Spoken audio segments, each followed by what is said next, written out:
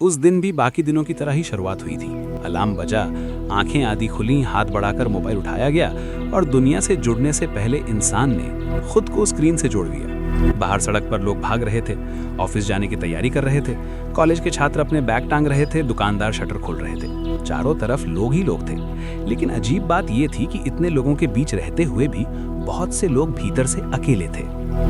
शायद आपने भी कभी महसूस किया होगा कि आपके आसपास लोग तो बहुत हैं, लेकिन दिल की बात कहने के लिए कोई नहीं। बातचीत होती है लेकिन सतही, कैसे हो, सब ठीक, ऑफिस कैसा चल रहा है, और फिर कुछ मिनटों के भीतर बातचीत खत्म हो जाती है। ऐसा लगता है जैसे इंसान ने बोलना तो सीख लिया है लेकिन जुड़ना भूल गया है।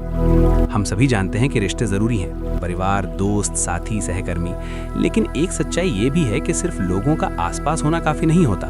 असली फर्क इस बात से पड़ता है कि उन लोगों के साथ हमारा रिश्ता कितना गहरा है, कितनी ईमानदारी है उसमें, कितनी समझ है, कितनी अपनापन भरी खामोशियां हैं। सोचिए, आखिरी बार कब आपने किसी से ऐसी बातचीत की थी जिसके बाद आपको लगा हो कि आप सच में समझे गए हैं, कि सामने वाले ने सिर्फ आपकी बातें नहीं सुनी बल्कि आपको महसूस किया। शायद बहुत समय हो गया हो, और यही वो जगह है जहां ज्यादातर लोग छोटी छोटी औपचारिक बातचीतों में फंस जाते हैं। मौसम कैसा है?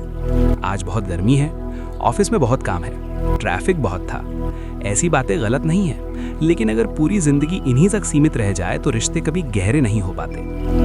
दिलचस्प बात यह है कि इंसानी दिमाग गहरे संबंधों के लिए बना है। हम सिर्फ साथ रहने के लिए नहीं बल्कि समझे जाने के लिए पैदा हुए हैं। जब कोई हमारी भावनाओं को सुनता है, हमारे अनुभवों को महत्व देता है, हमारी कमजोरियों को स्वीकार करता है, तब हमारे भीतर एक अजीब सी शांति पैदा होती है। लेकिन समस्या ये है कि ज्यादातर लोग गहरी बातचीत चाहते तो हैं, पर वहां तक पहुंचने का रास्ता नहीं जानते। वे डरते हैं, अगर सामने वाले ने मुझे जज कर लिया तो, अगर मेरी बात उसे अजीब लगी तो, अगर उसने मुझे नापसंद कर दिया तो, अगर मैं बोरिंग निकला तो। और यही डर इंसान को सुरक्षित लेकिन खाली बातचीतों में कैद कर देता है। लेकिन सच्चाई ये है कि हर गहरा रिश्ता कभी ना कभी एक साधारण हेलो से ही शुरू हुआ था। फर्क सिर्फ इतना होता है कि कुछ लोग उस हेलो के बाद आगे बढ़ना जानते हैं। अगर आप ध्यान दें तो छोटे बच्चे बातचीत में हमसे कहीं बेहतर होते हैं। वे सीधे सवाल पूछ लेते हैं, आप उदास क्यों हो? आपको ये खाना क्यों पसंद है? आप बड़े होकर क्या बनना चाहते थे? उनके भीतर जिज्ञासा होती है, दिखावा नहीं। वे प्रभावित करने की कोशिश नहीं करते, वे जुड़ने की कोशिश करते हैं। और शायद हम बड़े होते होते यही कला खो देते हैं। हम अपने शब्दों को फिल्टर करने लगते हैं। हम सोचते हैं कि क्या कहना सही होगा। हम ये सोचते रहते हैं कि सामने वाला क्या सोचेगा, और इसी सोच में हमारी स्वाभाविकता कहीं खो जाती है। लेकिन अच्छी बातचीत की शुरुआत किसी जादुई लाइन से नहीं होती। उसकी शुरुआत एक मानसिक तैयारी से होती है। कल्पना कीजिए कि आप सुबह उठते ही किसी बड़े स्टेज पर जाकर भाषण देने लगे, बिना तैयारी के, बिना वार्म अप के। शायद आपकी आवाज कांपेगी, शब्द उलझेंगे, आत्मविश्वास डगमगा जाएगा। ठीक यही बात बातचीत पर भी लागू होती है। हम अक्सर दिन भर किसी से ठीक से बात नहीं करते, अपने विचारों को शब्दों में ढालने का अभ्यास नहीं करते, और फिर उम्मीद करते हैं कि किसी पार्टी या मीटिंग में अचानक बेहद आकर्षक और दिलचस्प बन जाएंगे। लेकिन बातचीत भी एक कौशल है, और हर कौशल की तरह इसे भी गर्म होने की जरूरत होती है। शुरुआत छोटी हो सकती है। सुबह सिक्योरिटी गार्ड से मुस्कुराकर सुप्रभात कहना, ऑटो वाले से पूछना कि उसका दिन कैसा जा रहा है, दुकानदार से ये पूछ लेना कि उसकी पसंदीदा चाय कौन सी है। ऐसी छोटी बातचीतों का उद्देश्य दोस्ती करना नहीं होता। उनका उद्देश्य खुद को याद दिलाना होता है कि दुनिया खतरनाक नहीं है, लोग दुश्मन नहीं हैं, और बातचीत कोई युद्ध नहीं है। शुरुआत में ये अजीब लगेगा, हो सकता है आप सोचें कि लोग क्या सोचेंगे, लेकिन सच तो ये है कि ज्यादातर लोग अपनी ही चिंताओं में इतने व्यस्त होते हैं कि वे आपको जज करने के लिए समय ही नहीं निकालते। बल्कि कई बार आपकी छोटी सी मुस्कान किसी के पूरे दिन की सबसे अच्छी घटना बन सकती है। कल्पना कीजिए एक कैशियर जो पूरे दिन मशीन की तरह काम कर रहा है। सैकड़ों लोग आते हैं, सामान लेते हैं, पैसे देते हैं और चले जाते हैं। कोई उसकी तरफ देखकर मुस्कुराता तक नहीं। और फिर आप उससे पूछते हैं, आज दिन कैसा रहा? शायद वो कुछ सेकंड के लिए चौंक जाए, क्योंकि आपने उसे एक इंसान की तरह देखा। ऐसी छोटी बातचीतें सिर्फ सामने वाले को नहीं बदलती, वे आपको भी बदलती हैं। धीरे धीरे आपका दिमाग ये सीखने लगता है कि लोगों से जुड़ना सुरक्षित है, कि असहजता स्थायी नहीं होती, कि बातचीत हमेशा परफेक्ट होने की जरूरत नहीं, और सबसे महत्वपूर्ण बात कि आप उतने बोरिंग नहीं हैं जितना आपने खुद को समझ रखा है। अक्सर लोग कहते हैं, मेरे पास बात करने के लिए कुछ नहीं होता, लेकिन क्या ये सच है? आपका बचपन, आपकी सबसे मजेदार गलती, आपकी पहली नौकरी, आपकी सबसे बड़ी उपलब्धि, वो यात्रा जिसने आपको बदल दिया, वो शिक्षक जिसे आप कभी नहीं भूल पाए, वो दोस्त जिसने मुश्किल समय में आपका साथ दिया, ये सब कहानियां हैं, और इंसान कहानियों से जुड़ता है, कथ्यों से नहीं। जब कोई पूछता है वीकेंड कैसा रहा, तो वो वास्तव में मौसम रिपोर्ट नहीं चाहता, वो आपको जानना चाहता है, वो आपकी दुनिया की एक झलक देखना चाहता है। और शायद यहीं से बातचीत बदलनी शुरू होती है, क्योंकि अच्छी बातचीत का मतलब लगातार बोलना नहीं होता, उसका मतलब होता है अपने भीतर मौजूद अनुभवों, भावनाओं और जिज्ञासाओं को साझा करना, धीरे धीरे, ईमानदारी से, सम्मान के साथ। और फिर एक दिन आप महसूस करेंगे कि लोग आपको सिर्फ इसलिए पसंद नहीं करते क्योंकि आप मज़ेदार हैं, वे आपको इसलिए पसंद करते हैं क्योंकि आप उन्हें महसूस कराते हैं कि वे महत्वपूर्ण हैं। शायद यही अच्छी बातचीत का सबसे बड़ा रहस्य है, ये अपने बारे में कम और सामने वाले के बारे में अधिक जानने की इच्छा है। ये सही शब्द खोजने से ज़्यादा सही इरादा रखने की कला है। और इस यात्रा की शुरुआत किसी बड़े मंच से नहीं होती, ये शुरुआत होती है उस छोटे से पल से, जब आप अपने फ़ोन की स्क्रीन से नज़र उठाकर दुनिया की तरफ देखते हैं और किसी अनजान इंसान से मुस्कुराकर कहते हैं, नमस्ते, आपका दिन कैसा जा रहा है। उस एक छोटे से प्रश्न में सिर्फ बातचीत की शुरुआत नहीं छिपी होती, उसमें दोस्ती की संभावना होती है, विश्वास का बीज होता है और शायद एक ऐसे रिश्ते की शुरुआत होती है जो आने वाले वर्षों तक आपकी जिंदगी को बदल सकता है। लेकिन लोगों से जुड़ने की ये कला सिर्फ मुस्कुराने और नमस्ते कह देने तक सीमित नहीं है। पहली छाप, हमारी एनर्जी, हमारी आवाज़, हमारे सवाल और वो तरीका जिससे हम खुद को दुनिया के सामने प्रस्तुत करते हैं, ये सब मिलकर तय करता है कि सामने वाला हमारे करीब आएगा या दूरी बना लेगा। और यही वो मोड़ है जहां ये यात्रा और भी दिलचस्प होने वाली है, क्योंकि अब सवाल सिर्फ इतना नहीं रह जाता कि बातचीत कैसे शुरू की जाए। असली सवाल ये है कि जब बातचीत शुरू हो जाए तो उसे इस तरह आगे कैसे बढ़ाया जाए कि दो अजनबी धीरे धीरे एक दूसरे की दुनिया का हिस्सा बन जाएं। ये अजीब है कि हम अपने जीवन के सबसे महत्वपूर्ण रिश्तों की शुरुआत अक्सर कुछ सेकंडों में तय होने वाली पहली छाप से करते हैं। कोई व्यक्ति पहली बार हमें देखता है, हमारी चाल, हमारी मुस्कान, हमारी आवाज़ का उतार चढ़ाव, हमारी आंखों की भाषा, और अनजाने में ही हमारे बारे में कहानी बना लेता है। शायद ये पूरी तरह सही ना हो, लेकिन इंसानी दिमाग इसी तरह काम करता है। सोचिए, अगर कोई नया शिक्षक कक्षा में प्रवेश करे, एक शिक्षक बिल्कुल सीधे खड़े होकर गंभीर चेहरे के साथ हर बच्चे को उसके पूरे नाम से संबोधित करे, और दूसरा शिक्षक हल्की मुस्कान के साथ आए, बच्चों से मजाक करे और कहे, चलो दोस्तों, आज कुछ मजेदार सीखते हैं। दोनों अच्छे शिक्षक हो सकते हैं, लेकिन दोनों ने शुरुआत में बिल्कुल अलग माहौल बना दिया। बातचीत भी कुछ ऐसी ही होती है। हम हर बार तय करते हैं कि सामने वाले को कैसा महसूस कराना है, सुरक्षित या असहज, स्वागत योग्य या अनचाहा, सहज या औपचारिक। और अक्सर हम बिना जाने ऐसी दीवारें खड़ी कर लेते हैं जिनकी हमें खुद भी जरूरत नहीं होती। हम ऐसे बात करते हैं जैसे सामने वाला कोई इंटरव्यू लेने आया हो। हम अपने शब्दों को तौलते हैं, हम बहुत अधिक औपचारिक हो जाते हैं। हम खुद के सबसे सुरक्षित, सबसे नीरस संस्करण को दुनिया के सामने रखते हैं और फिर हैरान होते हैं कि लोग हमसे गहराई से क्यों नहीं जुड़ते। लेकिन जरा अपने सबसे करीबी दोस्तों के बारे में सोचिए, क्या आप उनके सामने हर शब्द सोच समझकर बोलते हैं? क्या आप लगातार इस डर में रहते हैं कि कहीं वे आपको जज ना कर लें? शायद नहीं। आप स्वाभाविक होते हैं, आप हंसते हैं, अजीब बातें करते हैं, गलतियां करते हैं, अपनी कमजोरियां स्वीकार करते हैं, और शायद यही वो ऊर्जा है जो नए रिश्तों में भी जगह बना सकती है। इसका मतलब ये नहीं कि आपको किसी अनजान व्यक्ति के सामने अपने जीवन की पूरी कहानी खोलकर रख देनी चाहिए। इसका अर्थ सिर्फ इतना है कि आप बातचीत में इंसान बने रहें, एक मशीन नहीं, एक भूमिका नहीं, एक मुखौटा नहीं। कई बार लोग बातचीत को बहुत गंभीर बना देते हैं। वे भूल जाते हैं कि हल्कापन भी जुड़ाव का एक माध्यम है। किसी ने पूछा, ट्रैफिक कैसा था? आप कह सकते हैं, ठीक था, या मुस्कुराकर कह सकते हैं, इतना शानदार था कि मुझे लगा कार में ही स्थायी रूप से बस जाऊं। दोनों जवाब सही हैं, लेकिन दूसरा जवाब सामने वाले को आपकी दुनिया की एक झलक देता है। बातचीत का उद्देश्य सिर्फ जानकारी का आदान प्रदान नहीं होता, वो अनुभवों का आदान प्रदान भी होता है। कई बार एक हल्का मजाक, एक छोटी सी अतिशयोक्ति या एक अप्रत्याशित प्रतिक्रिया लोगों को सहज बना देती है, क्योंकि तब उन्हें महसूस होता है कि वे किसी स्क्रिप्टेड इंसान से नहीं, बल्कि एक वास्तविक इंसान से बात कर रहे हैं। लेकिन इसके साथ एक और चुनौती आती है, शुरुआत कौन करे? यही वो जगह है जहां ज्यादातर लोग पीछे हट जाते हैं। वे सामने वाले का इंतजार करते हैं। अगर उसने बात शुरू की तो मैं भी करूंगा, अगर उसने मुस्कुराया तो मैं भी मुस्कुराऊंगा, अगर उसने रुचि दिखाई तो मैं भी दिखाऊंगा। और परिणाम, दो अच्छे लोग एक ही कमरे में मौजूद रहते हैं, लेकिन कभी एक दूसरे को जान नहीं पाते, क्योंकि दोनों इंतजार करते रहते हैं। सच तो यह है कि बातचीत शुरू करने का सबसे बड़ा दुश्मन शब्दों की कमी नहीं होती, डर होता है। क्या वो मुझे अजीब समझेगा? क्या मैं उसे परेशान कर रहा हूँ? क्या वो मुझे नजरअंदाज कर देगा? लेकिन अगर आप ध्यान दें तो जीवन में बहुत सी स्थितियां ऐसी होती हैं जहां हम ये डर भूल जाते हैं। जब हमें रास्ता पूछना होता है, जब हमें मदद चाहिए होती है, जब हमें किसी जानकारी की आवश्यकता होती है, तब हम बिना अधिक सोचे लोगों से बात कर लेते हैं। क्यों? क्योंकि हमारे पास एक कारण होता है, और यही सिद्धांत सामान्य बातचीत में भी काम कर सकता है। आप किसी से पूछ सकते हैं, क्या आपको पता है कार्यक्रम कितने बजे शुरू होगा? आप कह सकते हैं, यहाँ की कॉफी सच में इतनी अच्छी है जितनी लोग कहते हैं।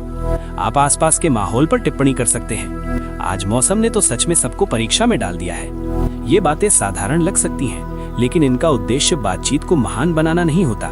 इनका उद्देश्य दरवाजा खोलना होता है, और अक्सर एक अच्छी बातचीत को बस इतना ही चाहिए होता है, एक खुला हुआ दरवाजा। इसके बाद आती है वो कला जिसे बहुत कम लोग समझते हैं, समानता खोजने की कला। हम सभी अपने जैसे लोगों की ओर आकर्षित होते हैं। ये जरूरी नहीं कि वे हमारे जैसे दिखते हों या हमारे जैसे कपड़े पहनते हों, लेकिन कहीं ना कहीं हम ये महसूस करना चाहते हैं कि सामने वाला हमें समझ सकता है, वे हमारे अनुभवों से जुड़ सकता है, वे हमारी दुनिया को पूरी तरह अजनबी ना पाए। इसीलिए लोग पूछते हैं, आप कहाँ से हैं? आप क्या करते हैं? आपके शौक क्या हैं? ये प्रश्न हमेशा जानकारी के लिए नहीं होते। कई बार ये उस एक छोटे से पुल की तलाश होते हैं जो दो अनजान लोगों को जोड़ सके।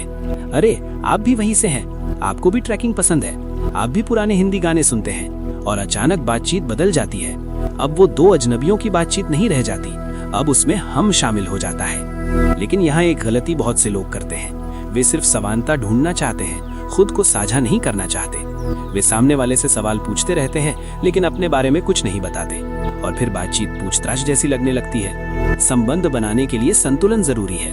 अगर कोई पूछे, आपका सप्ताह कैसा रहा, तो सिर्फ इतना कहना, ठीक था, बातचीत को वहीं रोक देता है। लेकिन अगर आप कहें, काफी व्यस्त रहा, मेरी माँ मिलने आई थी और मुझे एहसास हुआ कि चाहे हमारी उम्र कितनी भी हो जाए, माँ को हमेशा लगता है कि हमने ठीक से खाना नहीं खाया, तो आपने सामने वाले को कई रास्ते दे दिए। वे परिवार के बारे में बात कर सकता है, अपने अनुभव साझा कर सकता है, माँओं की आदतों पर हंस सकता है, यानी बातचीत जीवित रह सकती है। और शायद यही सबसे महत्वपूर्ण बात है, लोगों को अपने जीवन में प्रवेश करने के लिए संकेत चाहिए होते हैं।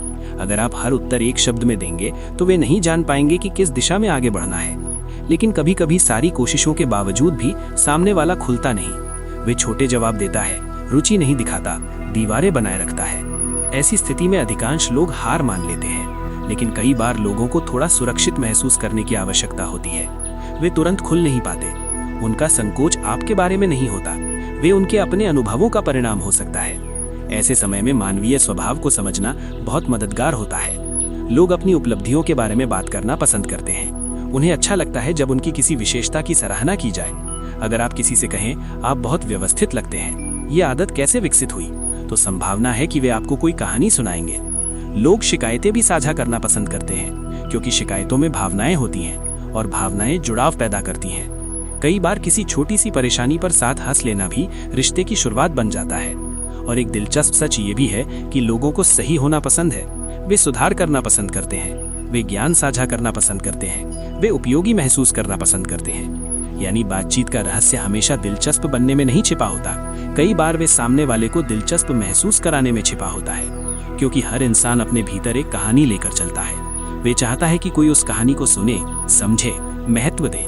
और जब आप ये उपहार किसी को देते हैं, तो वे आपको सिर्फ एक अच्छा बातचीत करने वाला व्यक्ति नहीं समझता, वे आपको ऐसा इंसान समझता है जिसके साथ वे सुरक्षित महसूस कर सकता है। धीरे धीरे आप समझने लगते हैं कि बातचीत शब्दों का खेल नहीं है, ये विश्वास का निर्माण है। ये संकेत देने की कला है कि तुम यहाँ सुरक्षित हो, तुम्हें अभिनय करने की जरूरत नहीं है, तुम जैसे हो वैसे रह सकते हो। और शायद यही वो क्षण होता है जब औपचारिकता पिघलने लगती है, जब लोग सिर्फ परिचित नहीं रहते, वे इंसान बन जाते हैं, अपनी कहानियों, डर, सपनों और उम्मीदों के साथ। और जब ऐसा होता है, तब बातचीत सिर्फ समय बिताने का साधन नहीं रहती, वो एक पुल बन जाती है, दो दुनियाओं के बीच, दो अनुभवों के बीच, दो दिलों के बीच।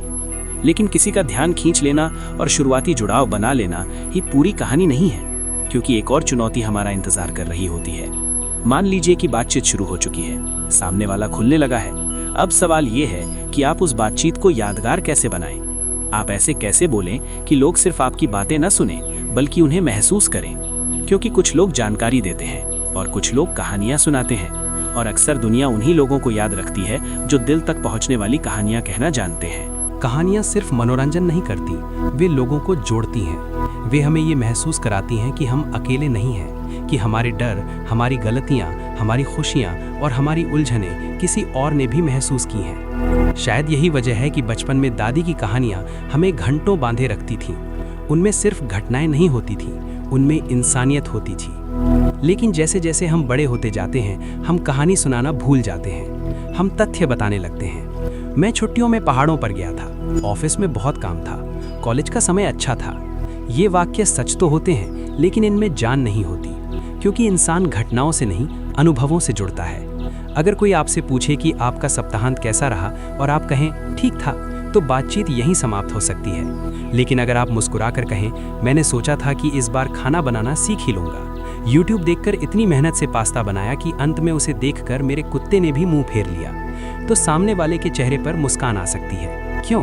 क्योंकि अब ये सिर्फ जानकारी नहीं रही, ये एक अनुभव बन गया। लोग परफेक्ट इंसानों को याद नहीं रखते, वे वास्तविक इंसानों को याद रखते हैं, जो अपनी छोटी छोटी मूर्खताओं पर हंस सकते हैं, जो अपनी असफलताओं को स्वीकार कर सकते हैं, जो अपनी खुशियों को ईमानदारी से बांट सकते हैं। और अच्छी कहानियों की सबसे बड़ी खूबी यही होती है कि वे सामने वाले को ये महसूस कराती हैं कि वो भी उस पल का हिस्सा है। लेकिन कहानी सुनाना कोई जन्मजात प्रतिभा नहीं है, ये एक अभ्यास है, और इसकी शुरुआत बहुत सरल जगह से होती है, अपने जीवन पर ध्यान देने से। अक्सर लोग सोचते हैं कि उनके पास सुनाने लायक कुछ नहीं है, लेकिन क्या सच में ऐसा है? आपकी पहली नौकरी का पहला दिन, वो शिक्षक जिसने आपको डांटा लेकिन बाद में आपकी सबसे बड़ी प्रेरणा बना, वो दोस्त जिसके साथ आपने पूरी रात बैठकर भविष्य के सपने देखे, वो यात्रा जिसमें आपका सामान खो गया, वो दिन जब आपको पहली बार किसी ने कहा कि उसे आप पर गर्व है, ये सब कहानियाँ हैं। और इन कहानियों की खूबसूरती इस बात में नहीं कि वे कितनी भव्य हैं, उनकी खूबसूरती इस बात में है कि वे आपकी हैं। जब आप अपने जीवन के छोटे छोटे अनुभवों को महत्व देना शुरू करते हैं, तब आपको एहसास होता है कि आपके पास साझा करने के लिए बहुत कुछ है। लेकिन एक और रहस्य है, अच्छी बातचीत सिर्फ अपनी कहानियां सुनाने से नहीं बनती, अच्छी बातचीत सामने वाले की कहानियों को बाहर लाने से बनती है। लोगों से तथ्य पूछना आसान है, आप कहाँ काम करते हैं, आप कहाँ रहते हैं, आपकी उम्र क्या है।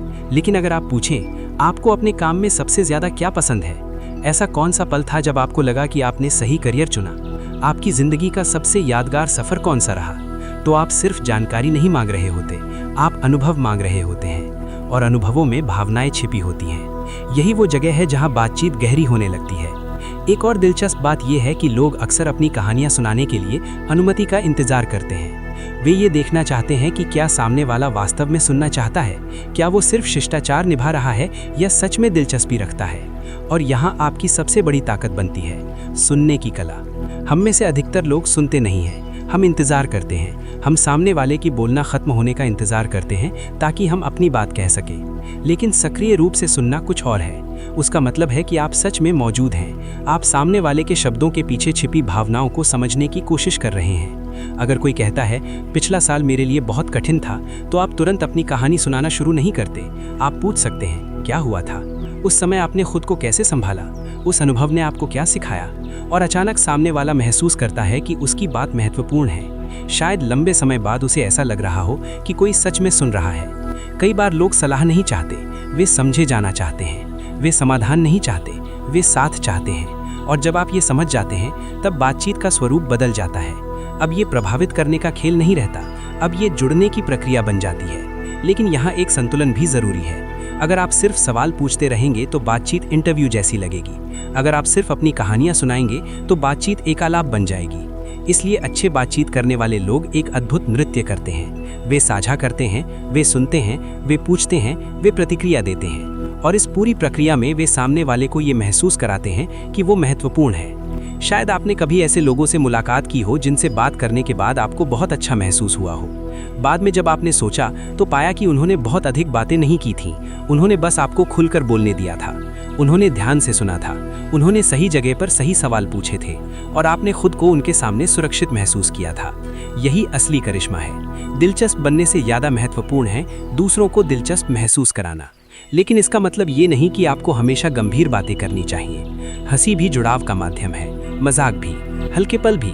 कई बार किसी पुराने शर्मनाक अनुभव को साझा कर देना लोगों को आपके करीब ले आता है, क्योंकि पूर्णता दूरी पैदा करती है, कमजोरी निकटता पैदा करती है। जब आप कहते हैं मैं भी डरता हूँ, तो सामने वाला सोचता है तो मैं अकेला नहीं हूँ। जब आप कहते हैं मुझसे भी गलतियाँ होती हैं, तो सामने वाला राहत की सांस लेता है और शायद पहली बार वो भी अपना असली चेहरा दिखाने लगता है। लेकिन ये सब धीरे धीरे होता है।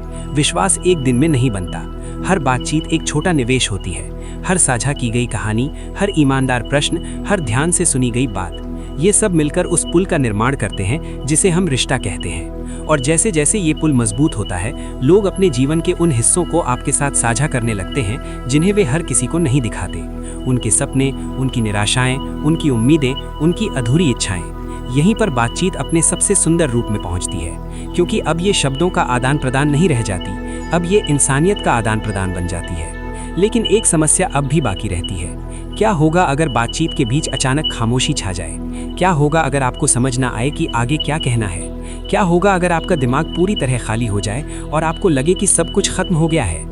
यही वो पल है जहां ज्यादातर लोग घबरा जाते हैं। वे असहज हो जाते हैं। वे सोचने लगते हैं कि उन्होंने कुछ गलत कर दिया है।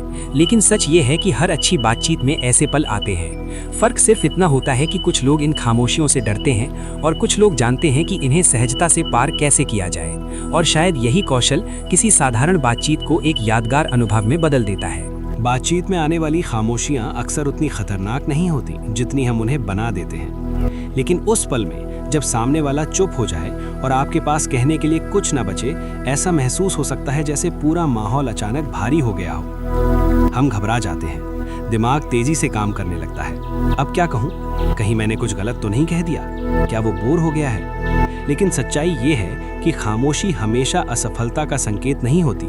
कई बार वो सिर्फ एक विराम होती है, एक ऐसा क्षण जहां दोनों लोग अपने विचारों को व्यवस्थित कर रहे होते हैं। फिर भी अगर आप बातचीत को सहजता से आगे बढ़ाना चाहते हैं, तो आपको ये समझना होगा कि अच्छी बातचीत एक बहती हुई नदी की तरह होती है। अगर उसमें गति बनी रहे तो वो स्वाभाविक लगती है, लेकिन अगर वो अचानक रुक जाए तो दोनों किनारों पर खड़े लोग असहज हो सकते हैं। और यही कारण है कि कुछ लोग हर परिस्थिति में बातचीत को सहज बनाए रखने में माहिर होते हैं। वो कोई जादू नहीं करते, वे सिर्फ ध्यान देते हैं। वे उन छोटी छोटी बातों को पकड़ लेते हैं जिन्हें बाकी लोग अनदेखा कर देते हैं।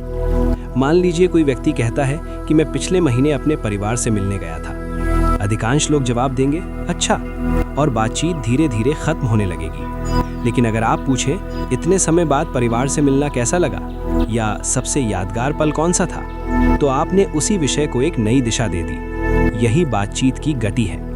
लोग अक्सर सोचते हैं कि उन्हें हमेशा नया विषय लाना होगा, लेकिन असली कला पुराने विषय को गहराई देना है, क्योंकि हर उत्तर के भीतर कई नए रास्ते छिपे होते हैं। अगर कोई कहे कि उसे पहाड़ पसंद है, तो आप पूछ सकते हैं कि क्यों।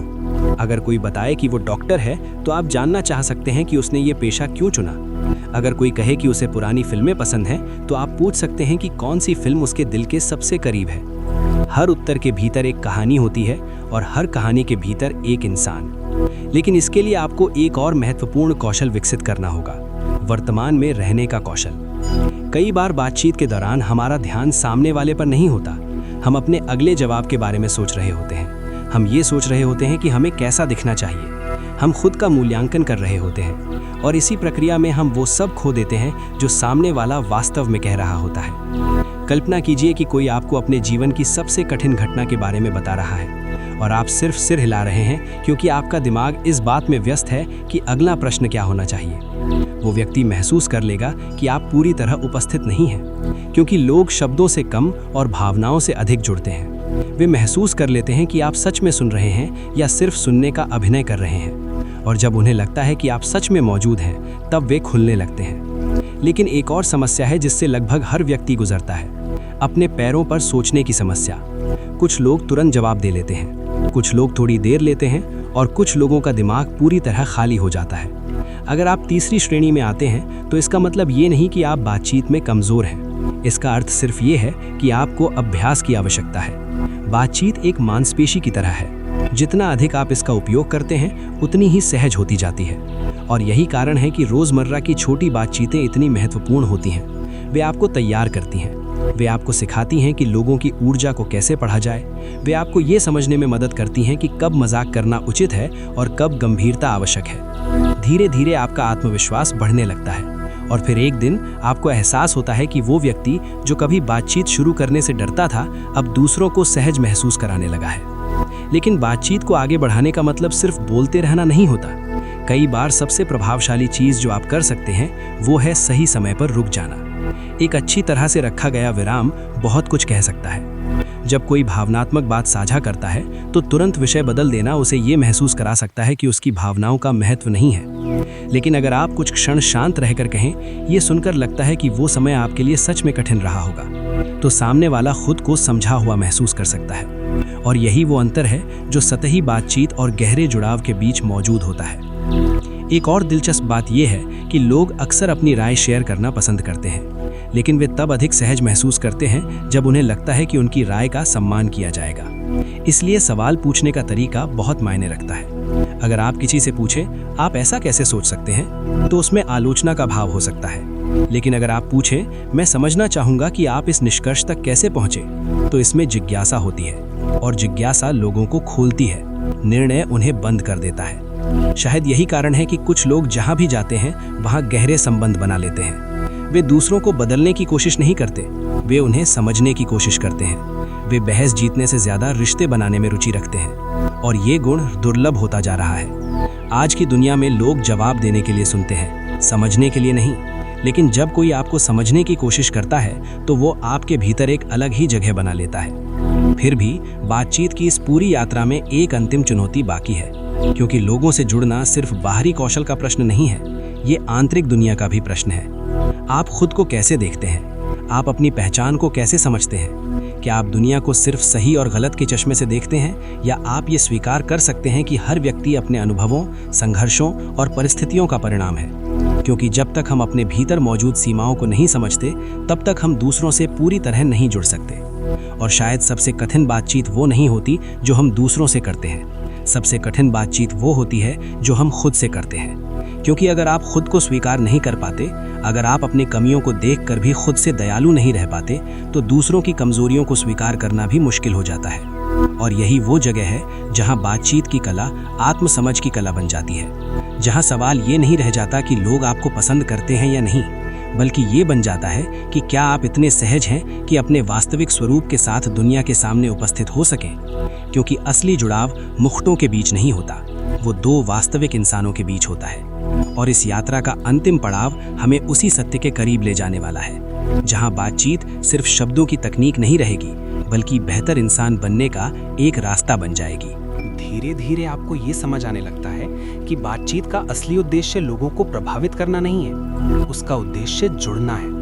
और जुड़ाव तब पैदा होता है जब हम दूसरों को ये महसूस करा पाते हैं कि वे देखे जा रहे हैं, सुने जा रहे हैं और समझे जा रहे हैं। लेकिन इस यात्रा का अंतिम पड़ाव बाहर की दुनिया में नहीं, हमारे भीतर होता है। क्योंकि जिस तरह हम खुद को देखते हैं, उसी तरह हम दुनिया को भी देखने लगते हैं। अगर हम खुद को लगातार कमतर समझते हैं, तो हमें हर बातचीत एक परीक्षा लगेगी। अगर हम मानते हैं कि हमें हमेशा परफेक्ट होना चाहिए, तो हम अपनी गलतियों को छिपाने लगेंगे। अगर हम सोचते हैं कि लोग हमें जज करेंगे, तो हम अपने असली स्वरूप को दुनिया के सामने आने ही नहीं देंगे। और यही वो जगह है जहां सबसे बड़ा बदलाव शुरू होता है। जब आप ये स्वीकार करना शुरू करते हैं कि आपको हर समय सही होने की जरूरत नहीं है, आपको हर किसी को प्रभावित करने की जरूरत नहीं है, आपको सबसे मजेदार, सबसे बुद्धिमान या सबसे दिलचस्प व्यक्ति बनने की जरूरत नहीं है, आपको सिर्फ उपस्थित रहने की जरूरत है, ईमानदारी के साथ, जिज्ञासा के साथ और थोड़ी सी दयालुता के साथ। हम अक्सर दुनिया को बहुत सीमित नजरों से देखते हैं। हमें लगता है कि हमारा अनुभव ही अंतिम सत्य है। हम जल्दी निर्णय ले लेते हैं, ये व्यक्ति घमंडी है, ये व्यक्ति उबाऊ है, ये व्यक्ति बहुत शांत है। लेकिन क्या सच में हम इतना जानते हैं? हो सकता है वो व्यक्ति शर्मीला हो सकता है उसने हाल ही में कोई बड़ा नुकसान झेला हो सकता है कि उसे जीवन भर ये महसूस कराया गया हो कि उसकी आवाज महत्वपूर्ण नहीं है। हर इंसान अपने भीतर ऐसी लड़ाइयाँ लड़ रहा होता है जिनके बारे में हमें कुछ पता नहीं होता। और जब हम ये समझ जाते हैं, तब हमारे भीतर धैर्य पैदा होता है। हम लोगों को बदलने की बजाय उन्हें समझने लगते हैं।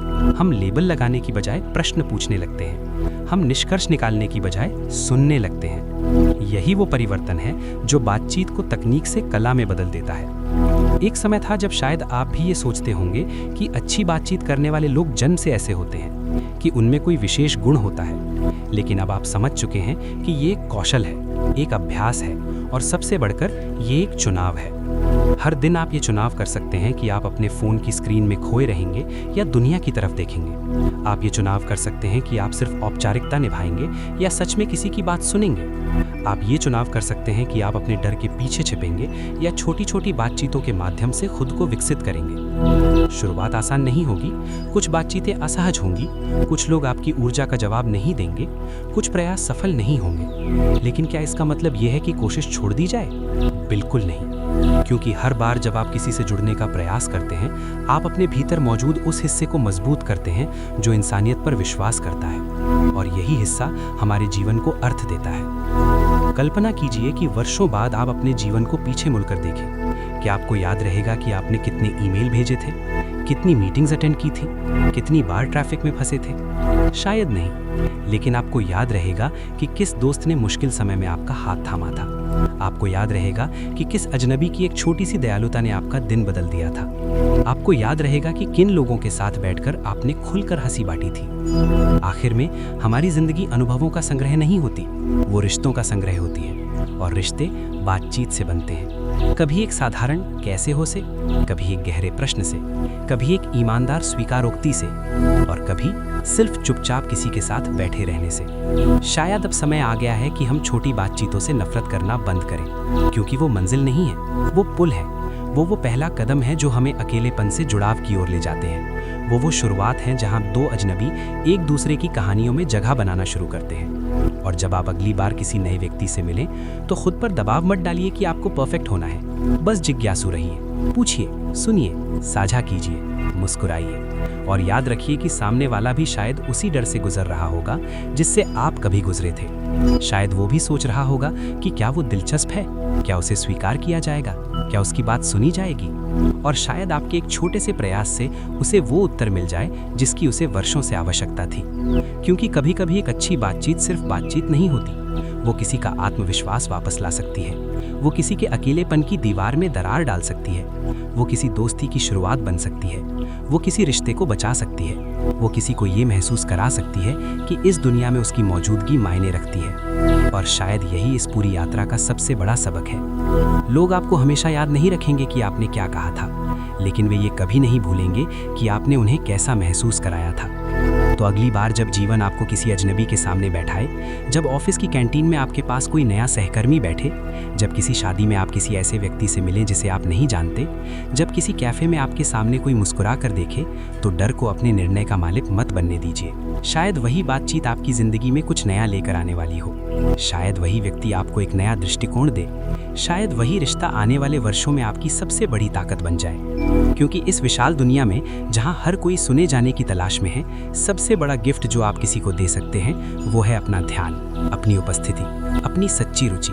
और जब आप ऐसा करते हैं तो आप सिर्फ बेहतर बातचीत करना नहीं सीखते, आप बेहतर इंसान बनना शुरू कर देते हैं। जिंदगी की सबसे खूबसूरत चीजें अक्सर योजनाबद्ध नहीं होती, वे अचानक घटित होती हैं। एक अनप्रत्याशित मुलाकात, एक लंबी बातचीत, एक साझा हंसी, एक ऐसा सवाल जिसका जवाब देते देते दो अजनबी दोस्त बन जाते हैं। इसलिए अगली बार जब आप किसी से बात करें तो सिर्फ शब्दों का आदान प्रदान मत कीजिए, अपने भीतर की इंसानियत को साथ लेकर जाइए, क्योंकि शायद किसी और की कहानी में आप वही व्यक्ति बन जाएं जिसकी उसे सबसे ज्यादा जरूरत थी। और अगर इस कहानी ने आपको ये एहसास दिलाया है कि बेहतर बातचीत की शुरुआत बेहतर इंसान बनने से होती है, अगर इस सफर ने आपको अपने रिश्तों, अपने व्यवहार और अपने भीतर झांकने के लिए प्रेरित किया है, तो इस अनुभव को यहीं खत्म होने मत दीजिए। अपने विचार हमारे साथ साझा कीजिए। हमें बताइए कि इस पूरे यात्रा का कौन सा हिस्सा आपके दिल को सबसे ज्यादा छू गया। क्या आप भी कभी छोटी बातचीतों से बचते थे?